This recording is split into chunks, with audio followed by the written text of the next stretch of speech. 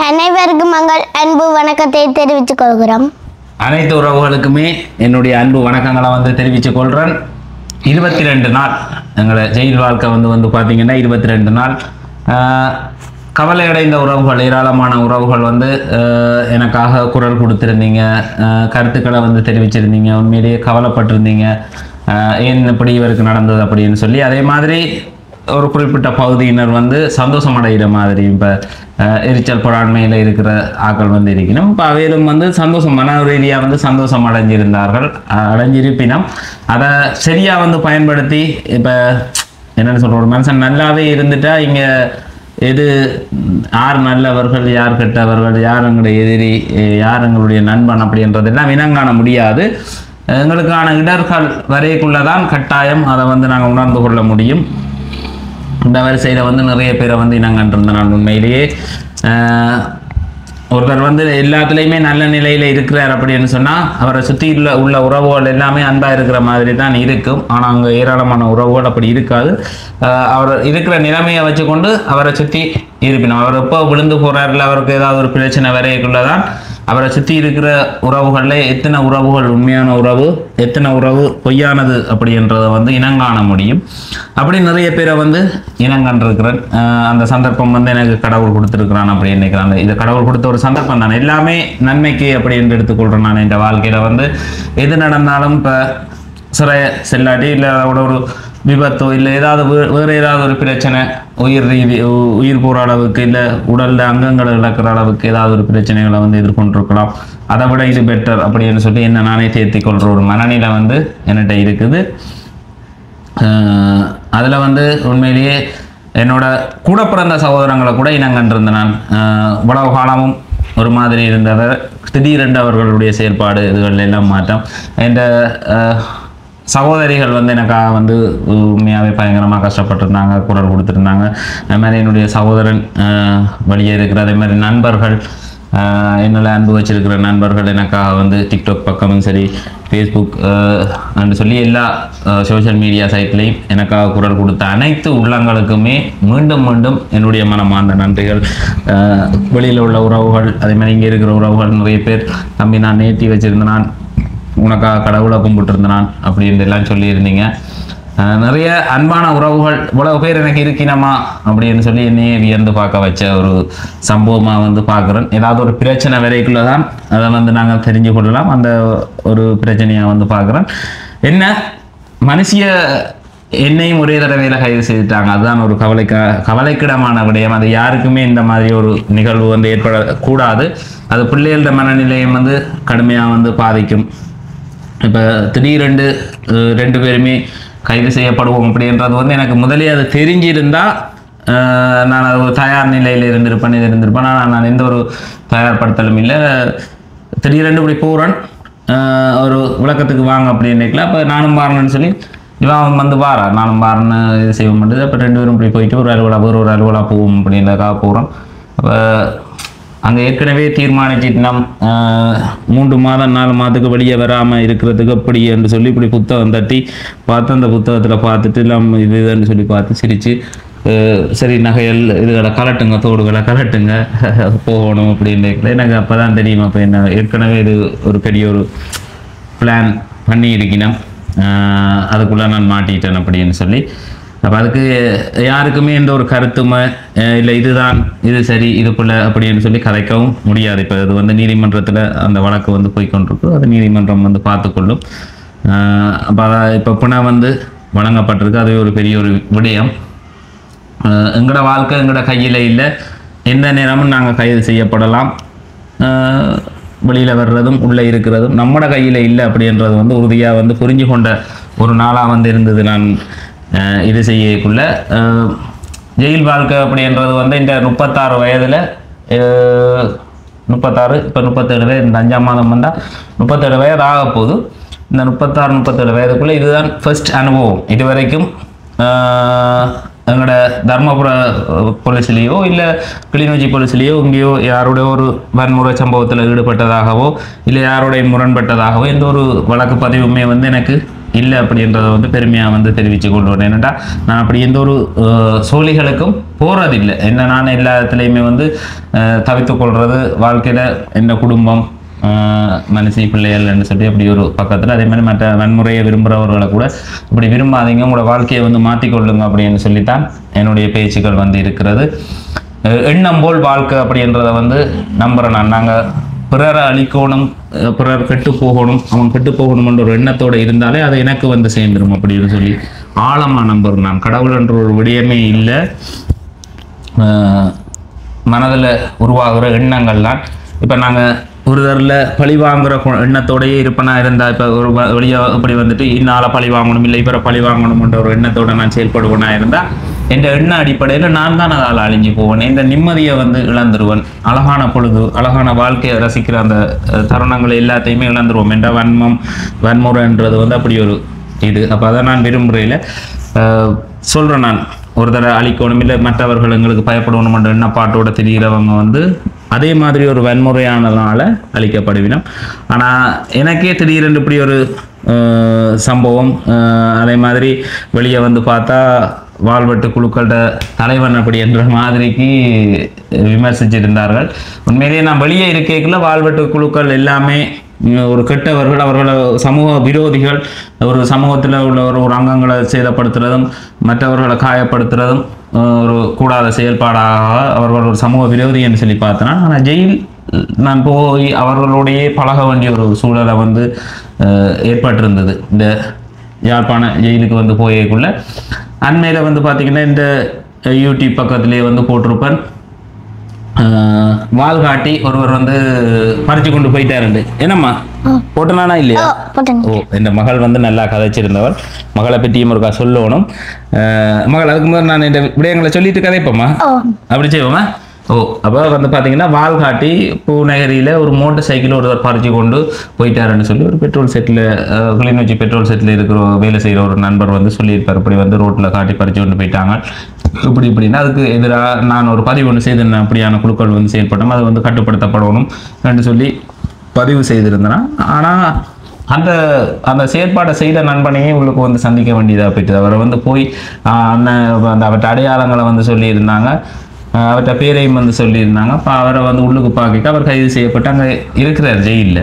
அவரோட இருந்த நண்பன் அவர் எல்லாம் வந்து அப்போ நீங்கள் தான் அந்த செயலை செய்தது, என்னத்துக்காக செய்த நீங்கன்னு சொல்லி அவர்கிட்ட ஒவ்வொரு விஷயங்களை வந்து கேட்கக்குள்ள அதே பக்கத்தில் ஒரு நியாயத்தை வந்து சொல்லியிருந்தாங்க. இதால் துரத்தப்பட்டு கொண்டு வந்தோம், இதால் இதுக்காக ஓடினோம், இதில் இருந்து எங்களுக்கு வாகனத்தை இருந்தது, அதுக்காக நாங்கள் அதை வாகனத்தை எடுத்துக்கொண்டு போன வாகனம் எல்லாம் களவில்லையா, எங்களோட தேவைக்காக எடுத்துக்கொண்டு போனாங்க. எடுத்துக்கொண்டு போகிற வாகனங்களை கொண்டு போய் நாங்கள் ஒரு தேத்தனி கடையிலையோ சிசிடிவி கேமரா இருக்கிற இடங்களில் கொண்டு தான் அந்த பைக்கை வந்து நிப்பாட்டிட்டு போனால் அதை பிறகு போலீஸ் எடுத்து உரியவர்களிடம் வந்து கொடுத்துருவினோம்.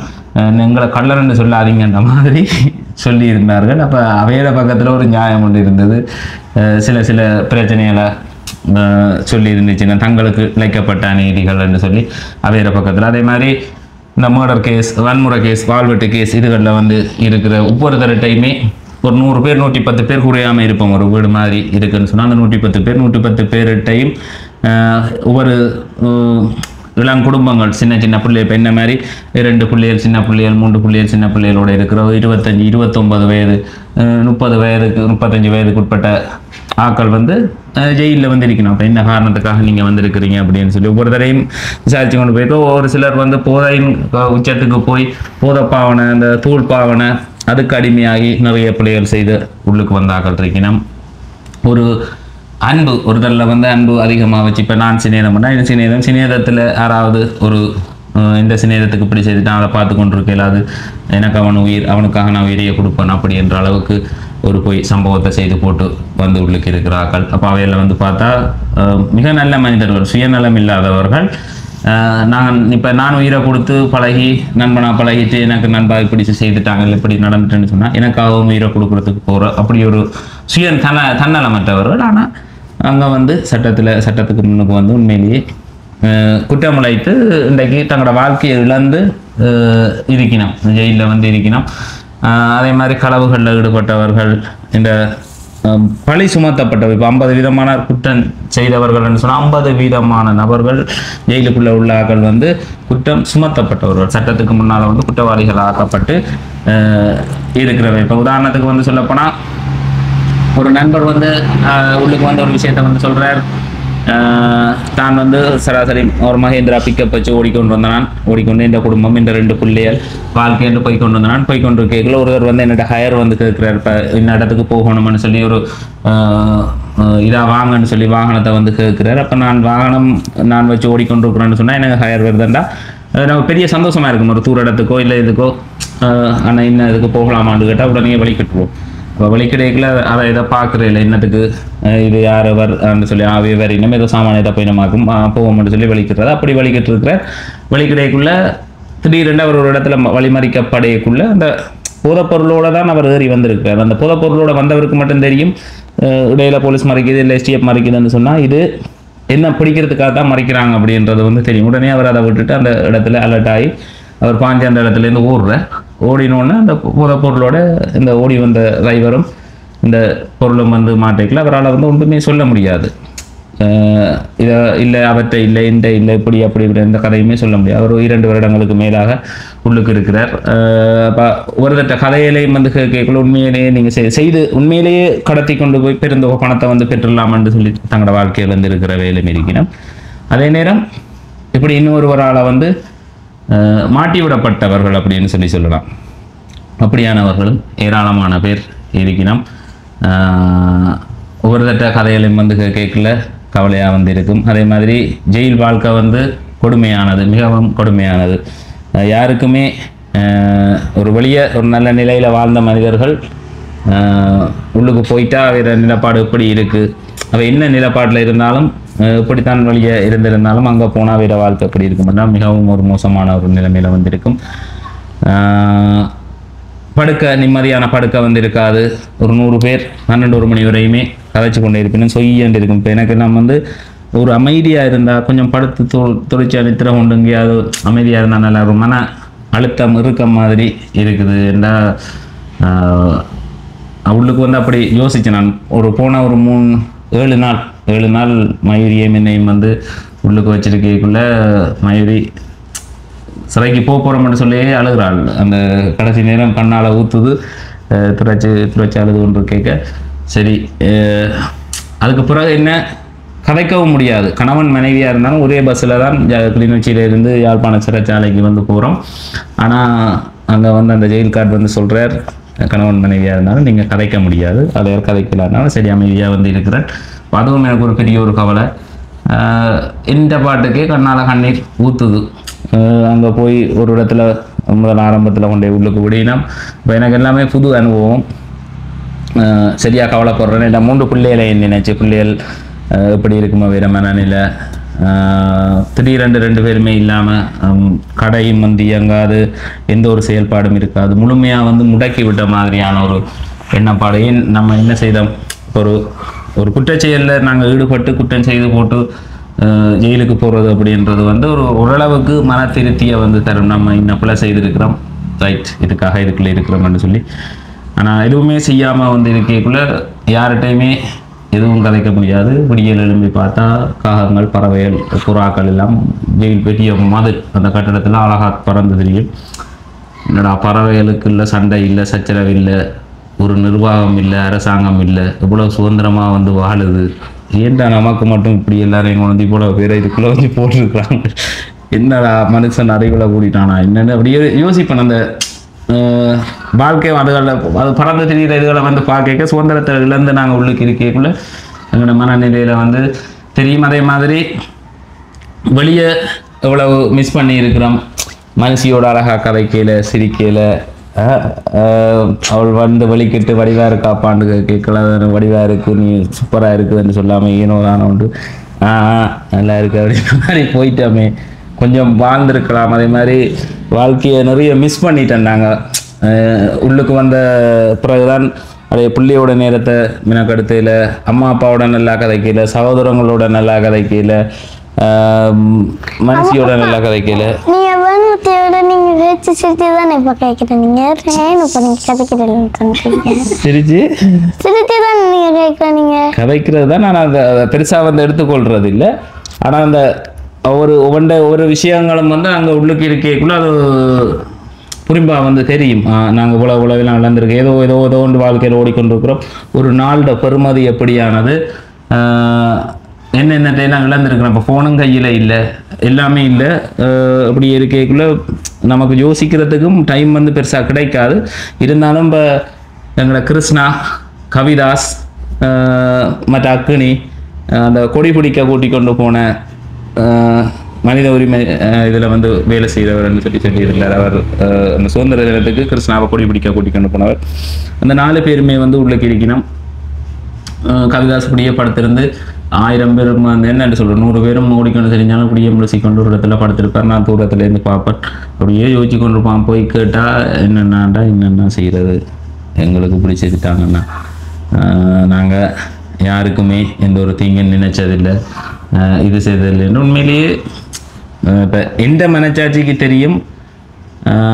அவைகளுக்கு ஒரு வீடியோ ஒன்று கேஸ் ஆகியிருந்தது. அந்த வீடியோ வந்து உண்மையிலே இப்போ நாங்கள் ஒரு யூடியூபர்ஸ் இப்போ போய் ஒரு உதவித்திட்ட வீடியோ நானும் செய்திருக்கிறேன், அவனும் செய்திருக்கிறேன். இப்போ அவரோட கரெக்டரை பொறுத்த மட்டும் அவர் எல்லாரோடையுமே இப்போ ஆரம்பத்தில் கிருஷ்ணா உதவிக்கு வர்றதுக்கு முதல் ஆரம்பத்தில் டிக்டாக்ல யூடியூப்பில் என்ன செய்து கொண்டு வந்தேன்னு சொல்லி பார்த்தீங்கன்னு சொன்னால், இப்போ நான் டிக்டாக் பண்ணியிருக்கிறேன், ஒரு காமெடி பண்ணியிருக்கிறேன்னு சொன்னால் அதை எடுத்து வச்சு ரோல் பண்ணி அதை போட்டு சிரித்து, இங்கே பாருங்கள் இவர் இப்படியாமன்னு சொல்லி சிரித்து ஒரு காமெடி பண்ணுற வீடியோவை தான் ஆரம்பத்தில் இருந்தே செய்தது. அவர் ஆரம்பத்தில் இருந்து தெரிஞ்சவர் அவங்களுக்கு தெரியும். ரோல் பண்ணுற வீடியோவை வந்து செய்தவர். அதுக்கு பிறகு தான் இந்த உதவின்றதுக்கு வந்தவர். அப்போ தான் யாரோட போனாலும் அந்த மாதிரி கதைக்கிறது, இது செய்கிறன்றது அவர் ஒரு பிறவி குணம் அப்படின்னு சொல்லலாம். அது அவருக்கு அது வந்து பிள்ளை என்று தெரியும். ஆனால் வெளிப்பார்வையில் இன்னாரோட இப்படி கதைக்கக்கூடாது, இப்படி செய்யக்கூடாதுன்ற ஒரு தன்மை இருக்குது. ஆனால் அவற்ற மனநிலையை பொறுத்த மட்டும் அது தவறு அப்படின்றது வந்து அவர் இன்று வரைக்குமே அதை வந்து உணரையில். நான் அப்படி எதுவுமே செய்யலையே, போனான் கதைச்சனான், அங்கே என்ன நடந்ததுன்றதை உண்மையான பதிவை வந்து கொடுத்துருந்தேன். நான் நினைச்சிருந்தா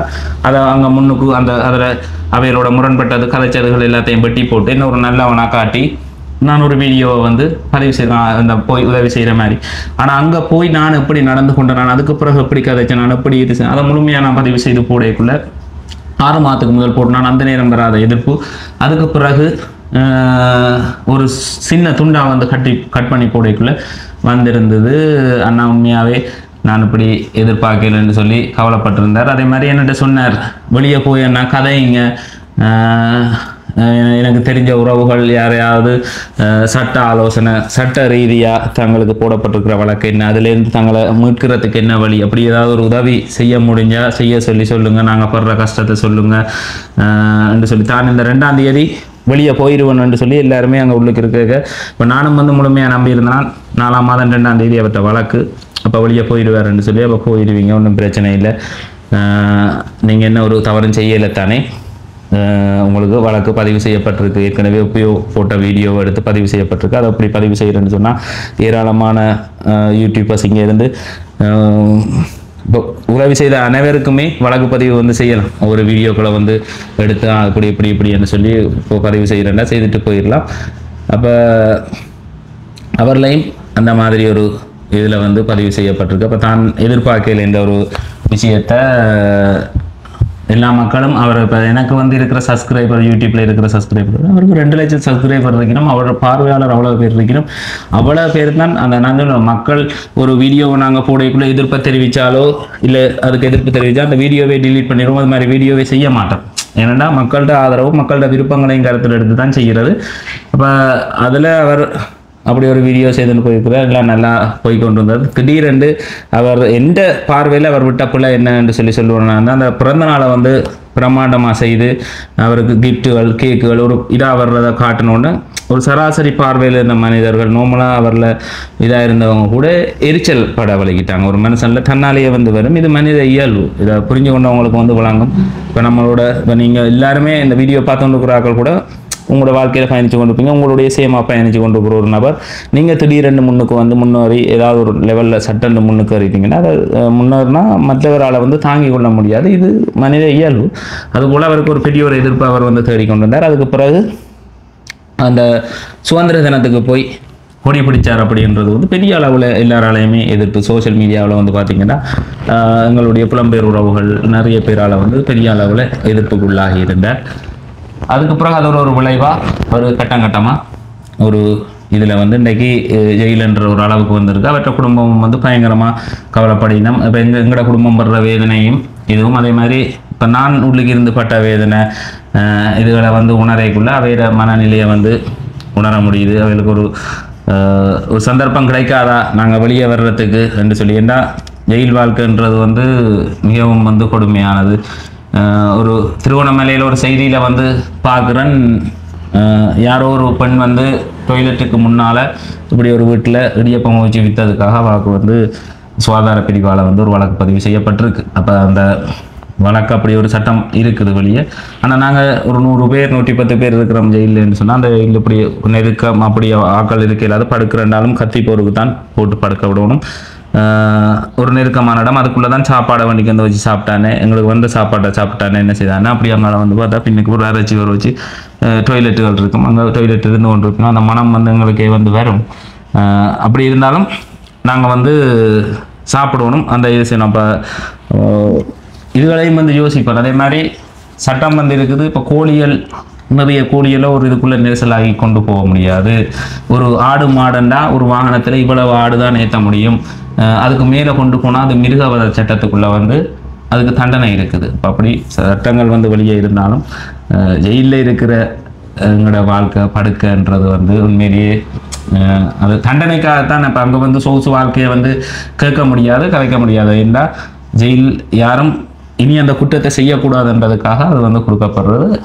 இருந்தாலும் ஒரு இப்போ ஒருத்தர் விபத்துக்கு உள்ளாகிட்டார். இப்போ உதாரணத்துக்கு சொல்ல போனால் ஒருத்தர் வாகனம் ஓடிக்கொண்டு போகிறார், நல்ல விதத்தில் ஓடிக்கொண்டு போகிறார். ஒருத்தர் வரியை போட்டு வந்து நேராக வந்து இடிக்கிறார். அவர் நல்ல ரூட்டில் போனாலும் அவர் அங்காலேருந்து இந்தியாவில் வந்து இடிச்சிட்டுறார். இடித்தோடனே அவர் வந்து 14 நாள் அந்த ஜெயிலுக்குள்ளே இருக்க வேண்டிய ஒரு தேவை வருது அவருக்கு. அவர் இந்த துன்பத்தை எல்லாம் எந்த ஒரு குற்றமும் செய்யாமல் அனுபவிக்கிறார். எந்த ஒரு குற்றமும் செய்யாமல் இந்த துன்பம் எல்லாம் அனுபவிச்சு தான் அவர் வெளியே வரணும். அப்போ ஜெயிலுன்னு சொல்லி போயிட்டா ஜெயிலுக்குள்ளே இருக்கிற எல்லாருமே பாரிய குற்றங்கள் செய்தவர்களான்னு சொன்னால் இல்லை. குற்றம் நடந்த இடத்துல நின்றவர்கள் இப்போ ஒருத்தர் பாதிக்கப்பட்டவர் நபர்ன்னு சொன்னால் ஒரு வாழ்வெட்டுக்கு இலக்கானாரா இல்லை ஒருத்தர் ஏதாவது ஒரு இதில் பாதிக்கப்பட்டிருந்தார், அவர் சந்தேக நபர்கள்னு சொல்லி ஒரு குறிப்பிட்ட பேர்களை கொடுத்தா அவர்களும் கைது செய்யப்பட்டவர். உண்மையாகவும் இருப்பினும் பொய்யாகவும் இருப்பினும். ஆனால் எல்லாருமே இந்த ஒரு நிலப்பாட்டை சிலர் குற்றம் செய்யாமையே இதுகளை வந்து அனுபவிக்க நேரிடுது, அனுபவித்து கொண்டு இருக்கிறோம். அப்போ அதையும் வந்து பார்க்கக்கூடிய மாதிரி இருக்குது. ஜெயில் கைதிகளில் ஒரு நல்ல மரியாதை, அப்படி ஜெயிலில் வந்து ஒரு நல்ல மரியாதை. இப்போ நிறைய பேர் வந்து நிறைய வெளியே இருக்க கமெண்ட்ஸில் வந்து சொல்லுவாங்க, நீங்கள் அடுத்தது நீ தான் களி தின்ன போகிறேன்னா இப்போ நான் எனக்கும் தெரியாதானே ஜெயில அனுபவம் இல்லை, களி தான் ஆகும் அப்படின்னு சொல்லி நினைச்சேன். மயிறு களி தான் கிடைச்சதுவாங்க இல்லை களி இல்லை, நாங்கள் வீட்டையும் சமைச்சு கொண்டே களி குடிக்கிறோம். ஓ, களி வந்து அங்கே உள்ளுக்கு கொண்டு வர இல்லாது, களி என்ற கதைக்கு இடமில்லை. அங்கே வந்து நல்ல வெள்ளை சோறு, விடியலை சம்பல். உண்மையிலேயே இந்த மதியம் தர்ற கறி, இரவு தர்ற கறி சாப்பாட்டை விட பெஸ்ட் எதுன்னு கேட்டால் அந்த சம்பளம் நல்ல புளிப்பு உப்பு போட்டு ஒரு புளிப்பு சம்பளம் வெள்ளைச்சோறும் உண்மையிலேயே பிரட்டி போட்டு அப்படியே சம்பளோட பிரட்டி சாப்பிடக்குள்ள அற்புதமாக வந்திருக்கும். இப்போயும் பாய் வருவது நினைக்கல.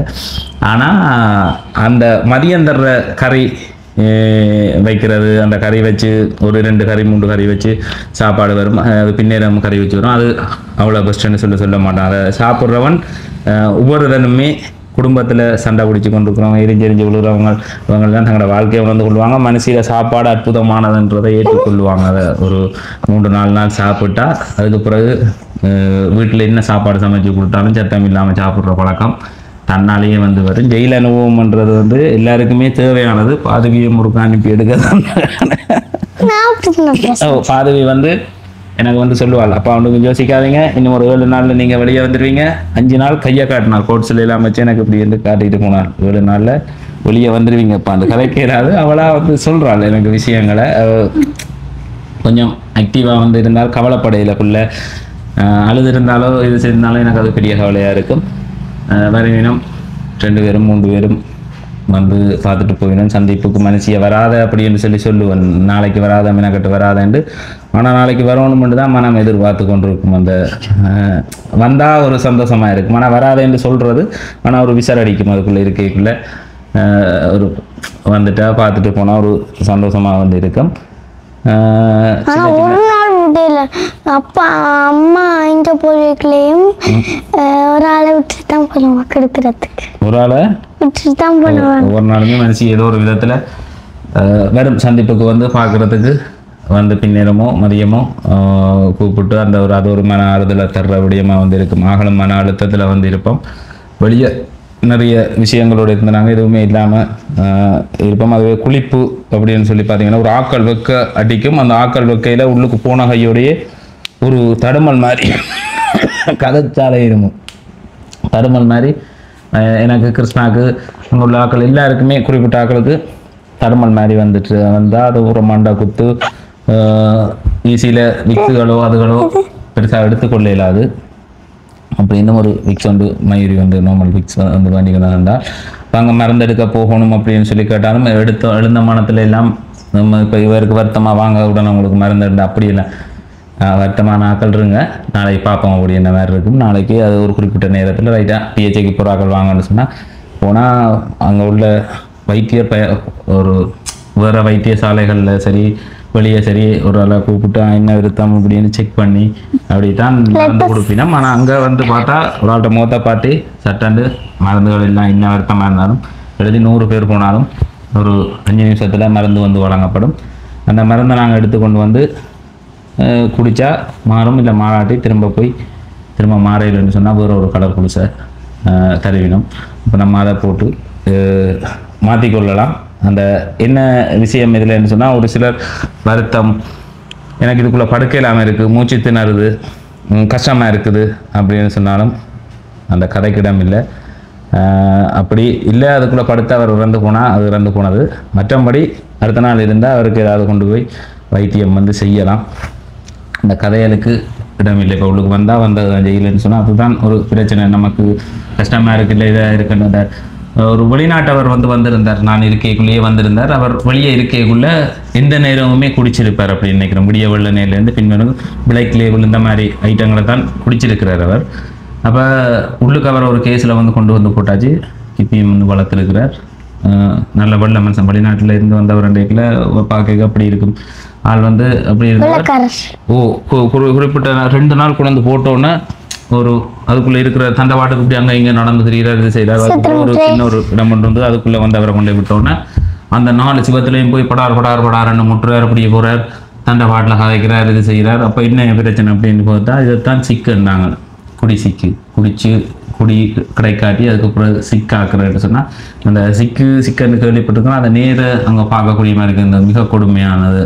அவைகளால் ஒன்றுமே செய்ய முடியாது. அங்கே இங்கே இப்படி முட்டி கொண்டு தண்டை பாட்டுக்கு கழிச்சு கொண்டு ஒரு பச்சை தண்ணியை சும்மா அதில் நிற்கிற பொடியல் வார்த்து சரி மச்சான் இதை அடிச்சுட்டு பாடு அப்படின்னு சொல்லி கொடுத்தோன்னே அதை மணந்து பார்க்குற உண்மையாகவே சாராயமாண்டு. அப்போ சாராயம் இல்லாமல் சரியாக கஷ்டப்பட்டு அதுக்கப்புறம் அந்த 2 நாளுக்கு பிறகு தான் அவர் ஒரு சராசரி மனிதனாக நோமலாக படுத்திருந்து நோமலான ஒரு நிலைமைக்கு வந்தார். அது கதைக்குள்ளே அவர் கதைக்கிற கதைகளை வச்சு பார்க்க நான் கொஞ்சம் பிளாக் லேபிள் சில பெரிய பிராண்டட் சாராயங்களை பற்றி தான் கதைச்சு கொண்டு வந்தார். இந்த சாராயத்தை குடிச்சிட்டு எனக்கே கதைக்கிறீங்களாடா அப்படி இப்படின்றலாம் பிசத்தைக்குள்ளே வெளியே ஒரு நல்ல குடி இருந்திருக்கிறார் அப்படின்றது தெரிஞ்சுது. அந்த சிக்கு அண்டா என்ன அப்படின்றது குடியில் தொடர்ச்சியாக இருக்கிறவர்களுக்கு அது உலகத்துக்கு பிரச்சனையை கொடுக்குற ஒரு விடயம் அப்படின்றதையும் உள்ளுக்கு பார்க்கக்கூடிய மாதிரி இருந்தது. அதே மாதிரி நிறைய அனுபவங்கள், நிறைய நல்ல மனிதர்கள், கெட்ட மனிதர்கள் என்று சொல்கிற அளவுக்கு இல்லை, எல்லா செயல்களையும் செய்த மனிதர்களுக்கு பின்னால் போய் பார்க்கல அவர்கள்ட்ட பக்கத்தில் ஒரு நியாயத்தை வச்சிருக்கணும். ஒரு சிலர் மட்டுமே தவறழைத்தவர்கள் மாதிரியான ஒரு இது இருந்தது. மற்ற எல்லா மனிதர்களையும் பார்க்க அவரோட இதுகளை கேட்கக்குள்ளே கவலையாக இருக்கும். இப்போ புதுசாக 3 நாளுக்கு ஒரு ஆக்கள் கொண்டிருப்பினோம். வரைக்குள்ளே அவர்கிட்ட ஒவ்வொரு கேஸுகளையும் கேட்குறது காம்ரா பாட்டி அப்படின்னு சொல்லுவாங்க. அவங்க தான் இப்போ பழைய ஆக்கள் இப்போ 2 வருஷம் 3 வருஷம் வந்த ஆக்கள் தான் நாங்கள் ஒரு இதாக உள்ளுக்கு நடத்துவினோம். இதில் படுக்கணும், இதில் இருக்கணும், இப்படி தான் போகணும், இப்படி தான் வரணும், இப்படி தான் செய்யணும் அப்படின்னு சொல்லி பழக்க வழக்கங்கள் நீட்டாக வரும். பெரியவர் சின்னவர் என்ற கதைக்கிடம் இல்லை, எல்லாரும் ஒரே மாதிரி தான். நான் வெளியே இன்ன போஸ்டிங்கில் வேலை செய்கிறான், இல்லை இன்னும் இதில் வேலை செய்கிறான் என்ற கதையும் அங்கே செல்லுபடியாகாது. கைதி அப்படின்னு சொல்லி வந்துட்டால் எல்லாரும் ஒரே மாதிரி தான் நாங்கள் பார்க்கப்படுகிறோம். ஜெயில் காட் அப்படின்னு சொன்னால் இப்போ போலீஸார் தோற்றத்தை விட ஜெயில் கார்டு ஒவ்வொருத்தருமே வந்து ஸ்ட்ராங்கான மனிதர்களாக வந்து இருக்கணும். எல்லாரையும் கட்டுப்படுத்தக்கூடிய அளவுக்கான ஒரு தோற்றத்தில் வந்து இருக்கணும். நான் பெருசாக ஜெயிலுக்கு போனதில்லை, ஆனால் ஜெயிலுக்கு போனதுக்கு அப்புறம் வந்து பார்க்க அங்கே உள்ள அது அப்படித்தான் தெரிவு செய்து எடுப்பினம் அப்படின்னு சொல்லி நினைக்கிறேன். பலதரப்பட்ட மனிதர்கள் வந்து வரையினோம். சில பேர் முரண்பாடு புரிஞ்சு கொள்ளாத ஆக்கள் இருக்கணும். அவையில் எல்லாரையும் கட்டுப்படுத்த வேண்டிய தேவை வந்து இருக்கும். அவையில் கட்டுப்படுத்தக்கூடிய அளவுக்கான அவர்கள் இருப்பினும் அங்கே வந்து போய் எந்த ஒரு குழப்படியும் இல்லாமல் நாங்கள் அங்கே சொல்லப்படுற மாதிரி இருந்தால் இல்லை, எந்த ஒரு பிரச்சனையும் இல்லை. நார்மலாகவே சாப்பாடு டைம் சாப்பாடு சரம் எல்லாம் அந்த ஆகலம் உயர்த்தி கட்டி சண்டை கட்டெல்லாம் கட்ட முடியாது. இந்த அளவுக்கு கட்டி கொண்டு தான் போகணும். சாப்பாடுகளை பெற்றுக்கொள்ளணும். வழக்கம் நீட்டாக வந்து வரும். கிருஷ்ணா படுத்து கிடக்கும் கத்திப்போருக்கு இந்த பக்கத்தில் நானும் வாழை படுத்து கிடப்பேன். அப்படியே தலைவர் கட்டி பார்ப்பார். கட்டி பார்த்து நானும் பார்ப்பேன். சிரிப்பார். சிரிச்சு போட்டு படுப்போம். இப்படித்தான் ஒவ்வொரு நாளும் வாழ்க்கை. இப்போ எனக்கு அப்போ என்ன வந்ததுலேருந்தே இப்படித்தானே இருக்கிறீங்கன்னா வந்ததுலேருந்தே இப்படித்தாங்க சொல்லி சொல்லுவார். சரியாக வந்து கஷ்டப்படுதினம் அவ்வளோதான் எனக்கு தெரிஞ்சது. எந்த மனுஷனையும் கஷ்டத்தில் போட்டு அதில் சுகம் காண்றது, அதில் இன்பம் காண்றது இது இல்லை. இங்கே தவறு செய்யாத மனிதர்கள் இல்லை. சில பேர் வந்து உத்தமர்கள் மாதிரி சில கருத்துக்களை வந்து தெரிவித்து கொண்டு போகணும். படிவாக தட்டி போய் ஆக்களை கூப்பிட்டு இங்கே வந்து யார் என்ன மாதிரின்னு சொல்லி விசாரித்து கொண்டு போனால் பெரிய பெரிய ஊழலும் பெரிய பெரிய மோசடிக்காரரும் இருப்பினும் தங்களை ஒரு நல்லவர்களாக காட்டி வெளியே வந்து காய்ச்சி கொண்டு போயிடும். பொதுவாக தவறு செய்யாத மனிதன் யாருமே இல்லை. தவறு செய்து அதை திருத்தி கொள்ளாமல் தொடர்ச்சியாக செய்கிறவன் தான் மனிதனே இல்லை. அப்படித்தான் என்ற பார்வை. தவறு செய்வது மனித இயல்பு. அதே மாதிரி இப்போ என்னுள்ள வன்முறையானவர்களும் வந்து சந்தோஷம் அடைஞ்சிருந்தார்கள். என்ன பாதி சொல்லுங்க. பாதிக்கு ஒரு கதைக்கு ஒரு சந்தர்ப்பம் கொண்டு கேட்குறானா? எங்கள் அப்பாவுக்கு குரல் குறித்து கழிச்சிருந்த அனைவருக்கும் மனமான நன்றியை தெரிவித்துக் கொள்கிறோம்.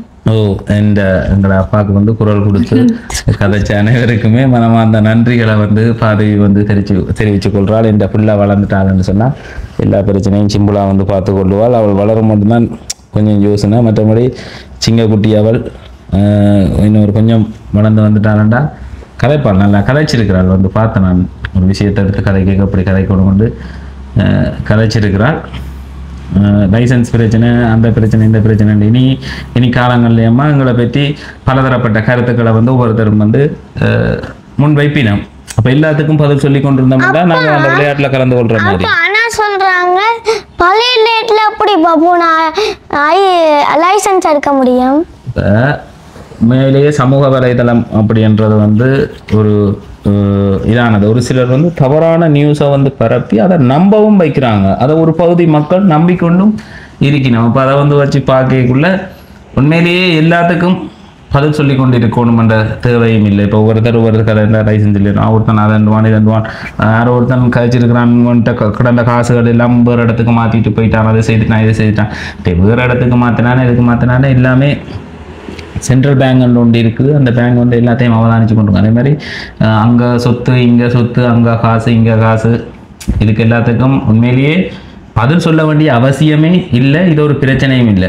ஆனால் பிரச்சனையை வந்து ஏதோ ஒரு பிரச்சனையில் ஒருத்தன் கைது செய்யப்படையக்குள்ள அவனுக்கு வந்து இப்போ கிருஷ்ணாவுக்கு கோடிக்கணக்கில் சொத்து வச்சிருப்பதாக கைது. உண்மையாகவே கிருஷ்ணாவுக்கு கோடிக்கணக்கில் சொத்து வச்சிருக்கிறோம். இதில் அவனோட சொத்து இது எல்லாம் ஒரு அவனுக்கு வழக்கம் இல்லை, பிரச்சனையும் இல்லை, கேஸும் இல்லை. அவன்கிட்ட பிரச்சனை வந்து அவன் உதவி செய்த ஒரு ஆக்களையே வச்சு அவனுக்கு எதிராக வாக்கு மூலம் கொடுத்து அவனுக்கு வந்து வழக்கு பதிவு செய்யப்பட்டிருக்கு. அதுக்கான வழக்கு தான் அங்கே வந்து போய்கொண்டிருக்கிறது. அது உண்மையான விஷயம் தெரியாமல் சில பேர் வந்து அதுக்கு கைது செய்திருக்கிறாங்க, இதுக்கு கைது செய்திருக்கிறாங்க. சரி, இப்போ இதுக்கும் வழக்கம் கொடுத்து வேலையில் அவனுக்கு தேவை கண்டென்ட். அவள் ஒவ்வொருத்தர் ஒவ்வொரு விஷயத்தில் வந்து பிடிச்சி கதைக்கிறது. இது ட்ரெண்டிங்காக போய்கொண்டிருக்கும். எந்த விஷயம் மக்கள் மத்தியில் பரபரப்பாக போய்கொண்டிருக்கும் அது நமக்கும் தெரிகிற மாதிரி போய் கதைச்சிட்டு போகிறது தான் இப்போ ஃபேஷன்ன்ற மாதிரி கதைச்சிட்டு இருக்கிறாங்க. என்ன ஆயிரம்தான் இருந்தாலும் நான் வந்து பார்த்ததில் இப்போ இங்கேருந்து யாழ்ப்பாணத்தில் கிளிநொச்சியிலேருந்து யாழ்ப்பாணம் மட்டும் இந்த கார் வந்து வரும். டிகே கார்த்திக் அந்த ஸ்டிக்கரோட ரோட்டில் காண்ற உறவுகள் இடையில யாழ்ப்பாணத்தில் ஏராளமான உறவுகள் விவரிக்க சொல்லிடும். மறித்து சுவநலம் கேட்டு என்ன செய்கிறார், எப்போ வருவார், என்ன மாதிரி அவர் வெளியே வரணும் அப்படின்னு சொல்லி ஆசைப்படுற உறவுகள் ஏராளமான உறவுகள். அதே மாதிரி நான் இங்கே வந்தோடனே என்னை வந்து வீட்டில் சந்திக்க வந்த உறவுகளும் கடையில் வந்து ஒவ்வொரு தரம் வந்து எனக்கு வந்து மன நம்பிக்கை தந்து அண்ணா இதை விட நீ இதாக வந்து செய்யணும், இதில் விட்டு நீ வெளியே போயிடக்கூடாது, இது செய்யக்கூடாது இதெல்லாம் உனக்கு ஏன் இப்படி நடக்குது என்ன மாதிரின்றது எனக்கு தெரியும். இன்னும் நம்பிக்கை கொடுத்த ஏராளமான உறவுகள் வந்து இருக்கணும். இவ்வளவு உறவுகள் இருக்கணுமா அப்படின்னு சொல்லி சில உறவுகள் வந்து நான் விரதம் பிடிச்சிருக்கிறேன் தம்பி, இன்னும் கோயிலுக்கு நேர்த்தி வச்சிருக்கிறேன், என்ன இதுக்கு அப்படி என்னோட இந்த உறவுகள் வைக்காத அன்பு கூட புற உறவுகள் வந்து வச்சிருக்கணும். ஆனால் என்ன ஒரு கவலை, என்ற சகோதரம் ஒன்று தன் சொந்த பேர் டிகே அப்படின்றதை மாற்றி போட்டு வெளியே வந்து போயிருந்து அவரும் அவருடைய துணைவியாரும் சேர்ந்து எதிர்கருத்துக்கள். இப்போ எனக்கு இந்த சமையல் இப்போ இந்த நெருங்கின வட்டத்தில் உள்ள உறவுகளுக்கு வந்து தெரியும். இப்போ இது என்ற தம்பி, இது தம்பியிட மனசி, இது என்று சொன்ன தெரிஞ்ச உறவுகள் வந்து சரியாக கவலைப்பட்டு கதைச்சு இருந்துச்சுன்னா இவங்க இப்படியான ஆக்கலாம். ஆனால் எனக்கு கூட இவ்வளோ காலத்துக்கு தெரியாது. நான் கொஞ்சம் இந்த பக்கத்தில் 4 விமர்சனங்கள் என்ன பற்றி அது இதுன்னு சொல்லி வரையக்குள்ளதான் அவங்க வந்து நினைச்சது இதோட சரி விழுந்துட்டான், அம்மா இந்த கட்டத்தில் ஏறி மிதிச்சிட வேண்டியதானண்டு. நான் எல்லாருக்குமே சொல்லிக்கொள்கிறேன், நான் இவ்வளோ காலம் இருந்தது, இவ்வளோ காலம் செயல்பட்டது அது ஒரு சாதாரண நிலைமை. இனிதான் என்ற ஒரு அடுத்த நிலைமையை வந்து எல்லாருமே வந்து பார்ப்பீங்க. சொல்லுங்க பாதவி, சொல்லு. நீங்கள் பிளேன் மாதிரி கழிச்சு கொண்டே போறீங்க. அப்பா அதால தான் நீ கதைச்ச, நீ வீடியோவில் எனக்கு அந்த கதைக்கிற திறமை. கதை சொல்லு, சொல்ல வந்த விஷயத்த சொல்லு. நீங்க கூட கழிக்கிறீங்க, நானே நுப்பாட சொல்லித்தான் கேட்க கூட கதைக்கிறது நீ அப்படியா? அப்ப வீடியோ முடிச்சு கொள்ளுவோமா? அப்ப நீங்க ஒரு கதை நீங்க தான் பேரோ கஷ்டப்படுவீங்க, படுக்காம 12 மணி மட்டும் இருந்து எடிட் பண்ணிக்கிறது கஷ்டப்படுவோம். அந்த பிள்ளை வந்து பார்க்குறது ஒரு வீடியோவை வந்து எடுத்து எடிட் பண்ணி அதை போடுறதுக்கு இவ்வளவு கஷ்டப்படுவோம் அப்படின்னு சொல்லி என்ன திரும்ப திரும்ப எனக்கு ஆதரவு தந்த உறவுகள், எனக்காக லோயர் அணுகி என்ன செய்யலாம் எது செய்யலாம் அப்படின்னு சொல்லி செயல்பட்ட உறவுகள், அதில் மெயினாக எங்களுடைய லண்டனில் இருக்கிற ஜெயனிதன், மிதுனன் இவர்களோட சகோதரிகள் வந்து சொல்லிவினோம். நான் உங்களுக்கு இருக்கேக்குள்ள ஜெயனிதன் அண்ணாவும் மிதுனன் அண்ணாவும் வந்து உங்களை ஸ்ட்ராங்காக இருக்க சொல்லி தான் கவலைப்படாதீங்க, எல்லாம் கதைக்கினமாம், எல்லாம் வந்து அதுக்குரிய இதுகள் செய்யணுமாம், லோயரோட எல்லாம் கதைக்கினம் என்று சொல்லி. இப்போ என்னதான் நாங்கள் இப்படித்தான் வழியை 4 பேரை தெரிஞ்சிருந்து உழவு அலுவலையும் உடனே செய்யக்கூடிய ஒரு தகுதியில் இருந்தாலும் ஃபோனையும் பிடுங்கி விட்டுட்டு தூக்கி உள்ளுக்கு போட்டு எந்த ஒரு தொடர்பும் இல்லாமல் போட்டால் எதையும் எல்லாத்தையும் இழந்த ஒரு சாதாரண மனிதன் எப்படி இருப்பானோ அப்படித்தான் இருக்கும் அந்த ஜெயிலுக்குள்ளே இருக்கைக்குள்ளே. எதுவுமே நம்ம நினைச்சாலும் எதுவுமே செய்ய முடியாது.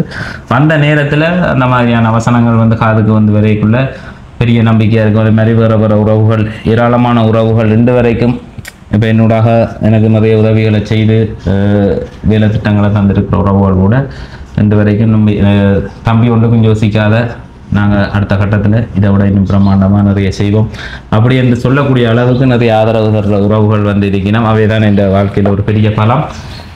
எனக்கு அந்த ஆதரவு தந்த உறவுகள், எனக்காக குரல் கொடுத்த உறவுகள், டிக்டாக் பக்கத்தில், ஃபேஸ்புக் பக்கத்தில், இந்த இப்போ என்னென்னு சொல்கிறது, 2 பேர் தவறாக கதைச்சா ஒரு 4 பேர் அந்த தவறை எடுத்து கதைக்கிறதுக்கும் தேவை. அப்படி அந்த எதிர்ப்புக்கு வந்து எதிர்ப்பை சம்பாதிக்கிறதுன்னு சொல்லுவாங்க. இப்போ என்னை பற்றி ஒரு குறிப்பிட்ட தளம் வந்து பிள்ளையா எழுதி கொண்டு கேட்கும், அவன் வந்து எப்படி ஒரு வெறுட்டை வந்து உருவாக்கி வச்சிருக்கிறோம்னா இவருக்கு சார்பாக யார் கதைச்சாலும் நாங்கள் அவர்களை வந்து விமர்சிப்போம் அப்படின்ற மாதிரி. இது அதுக்குள்ளேயும் கடந்து தாங்கள் வந்து தங்களுடைய எதிர்ப்பை வந்து காட்டி கதைச்ச அனைத்து உறவுகளுக்குமே என்னுடைய மனமார்ந்த நன்றிகள். அதே மாதிரி என்னில் அன்பு வச்சிருக்கிற, எனக்காக கடவுளை கும்பிட்ட அனைத்து உறவுகள், ஏராளமான உறவுகள் ஈரி வந்து வரைகளை சொல்லிடுவோம், இவை எடுத்து கேட்டது, இவை எடுத்து கதைச்சது அப்படின்னு சொல்லி அப்படி பேரை வந்து சொல்லியிருந்தேன். அதே மாதிரி பதிவுகள் வந்து பார்க்கையில் வந்ததில் இருந்த ஒரு மன அழுத்தம், கொஞ்சம் அமைதியாக இருந்தால் நல்லா இருக்கும், யாரோடையும் கலைக்காமல் அமைதியாக இருந்தால் நல்லா இருக்கும் அப்படின்ட்டு இருந்த நான் இன்னும் 2-3 நாளுக்கு பிறகு எங்களுடைய எல்லா வேலை திட்டத்தையும் வந்து சட்ட ரீதியாக மூவ் பண்ணுவோம் அப்படின்னு சொல்லி சொல்கிறேன். அதுக்கான திட்டங்களை தான் இது செய்து கொண்டிருக்கணும். இனி செய்ய போகிற வேலை திட்டங்கள் வந்து எப்படி இருக்கும் அப்படின்றத வந்து அடுத்த பதிவில் வந்து பார்ப்போம். ஆதரவு தந்து கொண்டிருக்கிற அனைத்து உறவுகளுக்குமே எங்கள் மனமார்ந்த நன்றிகளை தெரிவிச்சுக்கிறோம். என்ற மனசில கண்ணிலேருந்து பெரிய அளவில் கண்ணீர் வந்துட்டுது. அவ்வளோ ஒவ்வொரு துளியும் பெருமதியானது. மயூரிக்கும் சிறை அனுபவம்ன்றது வந்து புதுசு, ஆனால் அது கிடைச்சிருக்கிறதால ஒரு அடுத்த நிலைக்கு எங்களை பண்படுத்துறேன்னு சொல்லுவோம். ஒரு ஒரு பாய் செய்யணும்னா சம்பு புல் எடுத்து பண்படுத்தி அதை பதப்படுத்தி எடுக்கிற மாதிரி எங்களை நாங்களே வந்து எல்லா விதத்திலையுமே ஸ்ட்ராங்கான மனிதர்களாக வந்து மாற்றக்கூடிய அளவுக்கும் இது செய்யக்கூடிய அளவுக்கும் இதையுமே நான் பாசிட்டிவாக தான் பார்க்குறேன். அப்போ அந்த வகையில் இப்போ நடந்திருக்கிறதும் எல்லாமே நன்மைக்கு என்ன ஒரு அடுத்த நிலைக்கு கொண்டு வந்திருக்கு அப்படின்றத உறுதியாக வந்து நம்புறேன். என்ன மேரி வேற என்ன எதுவும் கருத்துக்கள் இருக்கா? தனுசு ராசிக்கு நல்ல காலம் தொடங்குது தெரியுமா? யாருக்கு? தனுசு ராசி. யாரு தனுசு ராசி? பாதவிக்கு நல்ல காலம் துவங்கலாம், அது பிரச்சனை இல்லை. ஆனா எனக்கு நடந்துகிறது நிறைய பேர் டிக்டாக்ல ஃபேஸ்புக்ல எல்லாம் எங்களுக்கு ஆதரவா கதைச்சிருந்தவையா?